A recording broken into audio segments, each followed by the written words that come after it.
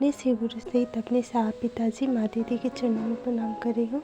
अपना सभी गुरु भाई बहनों के चरणों में प्रणाम कर रही हूँ। मेरे प्रणाम को स्वीकार कीजिए। आइए किताब के माध्यम से जानते हैं कि देव आशीष भैया की जिंदगी महादेव ने कैसे बदल दी। देव आशीष भैया जो कि डिप्रेशन में चले गए थे, ना ढंग से खाना खाते थे, ना किसी से कोई बात करते थे। घर के लोग चिंतित थे। पत्नी ने नींद की गोली दी और कहा, चलिए अब सो जाइए, सुबह मधेपुरा भी जाना है आपको। पिछले महीने ससुराल गए थे तो डॉक्टर श्री कृष्ण से हरिंद्रानंद के बारे में पता चला। ये पटना वाले श्री कृष्ण बाबू थे। इन्होंने अपनी अनुभूतियों को बताया था। हरिंद्रानंद और उनकी पत्नी नीलम आनंद की प्रशंसा में शब्द कम पड़ जाते। श्री कृष्ण वे बड़े सिद्ध पुरुष थे। देवाशीष के परिवार वाले उनकी महिमा को सुनकर इनसे मिलने का चाह रहे थे। इन्हें एक बार उनसे दिखाना चाह रहे थे। दवा के साथ दुआ की भी आवश्यकता है। कौन जाने किसकी दुआ कब लग जाए। मधेपुरा जाने का कार्यक्रम बना। इनके पुराने अनुसेवक मोगल के साथ जाना तय हुआ। दूसरे ही दिन मोगल के साथ मधेपुरा के लिए प्रस्थान कर गई। शाम को अंधेरा जब घिरने लगा तो उसने कहा, मालिक अगर हम लोग सहरसा में ही कहीं रुक जाए तो अच्छा रहेगा। मधेपुरा पहुँचते पहुँचते रात हो जाएगी। तुम ठीक कहते हो मोगल, यही अच्छा रहेगा। ज़्यादा रात को किसी अपरिचित के घर जाना अच्छा नहीं रहेगा, देवाशीष भैया ने कहा। सामने रिक्शा वाला दिखा तो बोले कि किसी अच्छे होटल में ले चलो। सहरसा बस स्टैंड समीप एक होटल में रात गुजारी। दोनों भोजन की प्रतीक्षा कर रहे थे। मोगल ने पूछा, मालिक वहाँ क्या काम है? वहाँ के साहब क्या सचमुच बड़े सिद्ध हैं? ज़्यादा कुछ तो हम भी नहीं जानते मोगल, लेकिन जैसा सुना है उससे लगता तो यही है। तब तक होटल का स्टाफ खाना लेकर कमरे में दाखिल हुआ। बातचीत भी चल रही थी। खाना लेकर जो स्टाफ कमरे में आया था वह मधेपुरा का ही रहने वाला था। दोनों की बातों को बीच में ही रोकते हुए उसने कहा कि सर, क्या आप लोग हरिंद्रानंद जी जो मजिस्ट्रेट साहब हैं उनकी बात कर रहे हैं? देवाशीष को लगा जैसे काले मेघों के बीच बिजली की एक तिरछी रेखा चमक गई हो। कहा, हाँ, हम उनकी ही बात कर रहे हैं। तुम उन्हें कैसे जानते हो? उनको इस इलाके में कौन नहीं जानता सर। मेरा घर मधेपुरा जिला के सिंहेश्वर स्थान में है। पहले हम अपने गांव में ही रहते थे। एक दिन तो चमत्कार हो गया। मेरे घर के पास ही श्रृंगी ऋषि द्वारा स्थापित भगवान महादेव का प्रसिद्ध सिंहेश्वर मंदिर है। वहाँ बहुत दूर दूर से लोग पूजा अर्चना करने आते हैं। वहाँ वाराह पुराण में इसका विस्तार से वर्णन भी है।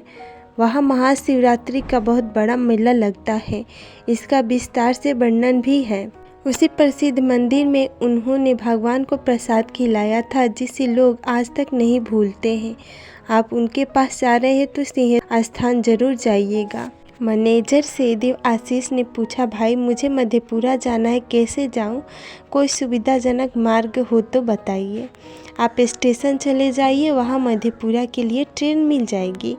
ट्रेन भी मिल गई। थोड़ी देर में मधेपुरा आ गए। स्टेशन से बाहर निकले तो एक रिक्शा वाले ने पूछा, बाबू कहाँ जाना है? पुरानी मस्जिद के पास चलोगे? वहाँ एक मजिस्ट्रेट रहते हैं, उन्हीं के घर। रिक्शे वाले ने जैसे सुना दूर झटक गया और बड़बड़ाने लगा, बाप रे बाप, भैया हम नहीं जाएंगे वहाँ, आप भी मत जाइए, बुरा फंसिएगा। हम बता देते हैं आपको, आप नया मालूम होते हैं। अपनी ठेठ बोली में उसने कहा।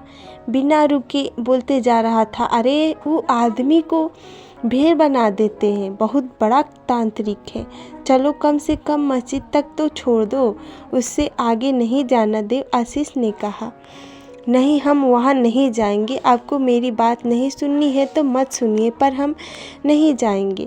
रिक्शावान कहीं से भी तैयार नहीं हुआ। इसकी बात सुनकर मुगल भी थोड़ा डरने लगा। उसके चेहरे के भाव आसानी से पढ़े जा सकते थे। बोला, मालिक लौट चलिए।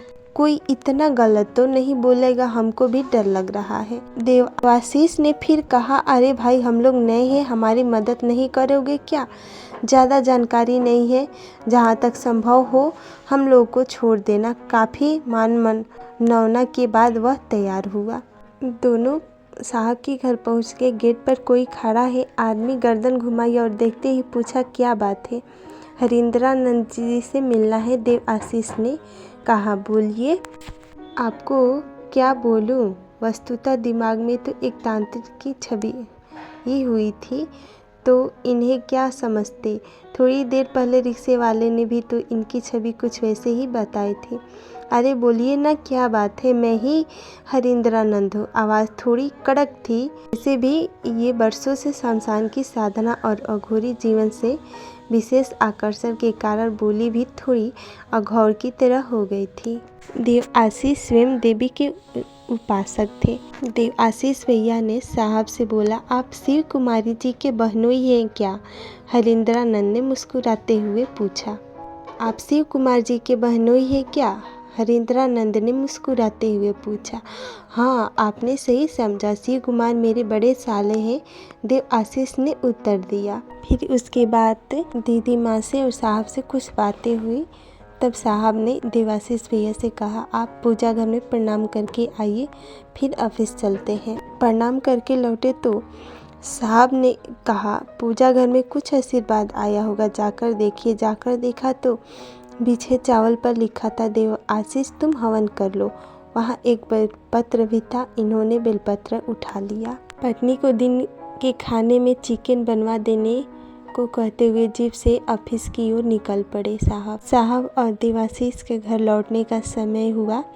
तभी मुगल दौड़ते हुए गाड़ी को रास्ते में ही रोका और पास आकर कहने लगा, मालिक यहाँ से जितनी जल्दी हो सके चलिए। उस दिन रिक्शा वाला जो बोला था वह सब सही बोल रहा था। घबराए हुए मुगल से देवाशीष ने पूछा, अरे बताइए क्या बात है? मुगल ने धीरे से कहना शुरू किया, मालिक दिन के खाने के लिए जिस मुर्गे को काटा गया है वह बिना पैर के होते हुए बर्तन से निकलकर दौड़ने लगा। तपाक से देवाशीष बोले, क्या बोल रही हो मुगल? तुम्हारी बात मेरी समझ में नहीं आ रही है, पूरी बात बताओ। तब फिर उसने बताया कि साहब का नौकर मुर्गा को साफ कर हमको बोला कि चाकू लेकर आ रहे हैं, तब उसका पीस बनाएंगे, आप देखते रहिएगा। हम वहीं थे, अचानक से मुर्गा कढ़ाई से निकलकर दौड़ने लगा और बाहर सड़क पर पहुंच गया। वहाँ भी भीड़ जुट गई। हल्ला सुनकर दीदी जी भी वहाँ आए। उनसे पूछ लीजिएगा, मरा हुआ मुर्गा जब दौड़ने लगा तो हमारा तो दिमाग सटक गया। फिर देखा मुर्गा कढ़ाई में वापस भी आ गया। ये देखकर हम वहाँ से चल दिए। वही मुर्गा बना है, मत खाइएगा।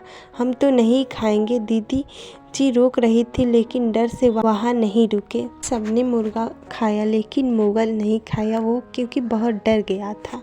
साहब ने बोला, मुल्ले बाबू के यहाँ बोल देता हूँ, उनके घर खाना खा लेगा। फिर सिंहेश्वर मंदिर गए और घूम कर आए। दूसरी रात्रि में होने वाले हवन के लिए वे कुछ सामग्रियाँ भी ले आए। मंदिर से आने के बाद साहब ने बोला, देवाशीष आप शिव को गुरु मान लीजिए। साहब के मुंह से एक अलौकिक वाक्य निकल गया। अरे इसमें कुछ करना थोड़ी ही है, साहब ने कहा। शिव आप के गुरु वैसे ही होंगे जैसे मेरे हुए हैं। खास नहीं, नमः शिवाय का जाप कीजिए। संध्याकालीन हवन में मंत्रों की मुख आहुति देने लगे। हवन जैसे ही समाप्त हुआ तभी हवन कुंड के कोने के ऊपर अपूर्व आलोक उतराता दिखाई पड़ा। लगा मानो कोई दीप वर्तिका हवन कुंड के कोने में उतर रही है और देखते देखते हवन कुंड के एक कोने के बाहर गिरकर रुद्राक्ष के रूप में परिणित हो गई। रुद्राक्ष अर्थात रुद्र का अक्ष रुद्र के नेत्र से उत्पन्न होने के कारण इसकी संज्ञा हुई। कहा जाता है त्रिपुरासुर नामक दैत्य का नाश करने के निमित्त भगवान ने अपने नेत्रों को बंद कर लिया था। उस समय उनकी आंखों से जल की बूंदें पृथ्वी पर गिरी। आंसू की ये बूंदें भक्तों के ऊपर अनुग्रह के निमित्त अस्थावर तत्वों को प्राप्त कर महारुद्राक्ष नामक वृक्ष के रूप में पड़ित हो गई। पास जाकर देवाशीष ने देखा रुद्राक्ष के 12 दाने लाल धागे में पिरोए हैं। यह सब देखकर उनकी आंखें पथरासी गई। कोई कुछ नहीं बोल रहा था। सब लोग सोचने लगे, यह रुद्राक्ष जो आया है सबको प्रसाद के रूप में एक एक मिल जाए। तभी साहब ने कहा, यह तो जिसने दिया है वही तय करेंगे कि यह रुद्राक्ष का कंकड़ किसका है, मैं कैसे दे दूँ। हवन कुंड की आरती करने के बाद सभी लोग पूजा घर में प्रणाम करने गए। तभी उदय बाबू ने देखा पूजा घर में पीछे चावल पर लिखा है। उसे पढ़ा गया, यह रुद्राक्ष देव आशीष के लिए है। पढ़ते ही देवाशीष तो अवाक हो गए। उन्हें तो विश्वास ही नहीं हो रहा था कि यह सपना है या हकीकत। इनके पैर हवा में थे, मन प्राण ऊर्जा से लबरेज। नीलम दीदी ने तो मूंगे के दाने के साथ 12 दानों को गूंथ दिया, जो आज भी देव आशीष की कलाई पर बंधा दिखता है। यह परिवर्तनकारी मोड़ था उनके जीवन का। अब स्थिति ऐसी हो गई कि देव आशीष उनके यहाँ से वापस आना ही नहीं चाहते थे। फिर भी तीसरे दिन वे घर लौट गए। इस प्रकार देव आशीष भैया की ज़िंदगी साहब और महादेव ने बदल दी। इससे ही हम लोग भी शिव को अपना गुरु मानेंगे और उन पर निर्भर रहेंगे तो हमारा भी जीवन बदल देंगे। आप सभी को मेरा फिर से प्रणाम। कमेंट में नमः शिवाय जरूर लिखिएगा और एक दूसरे भाई बहनों तक इस वीडियो को शेयर करिए कि ताकि वो भी जान सके।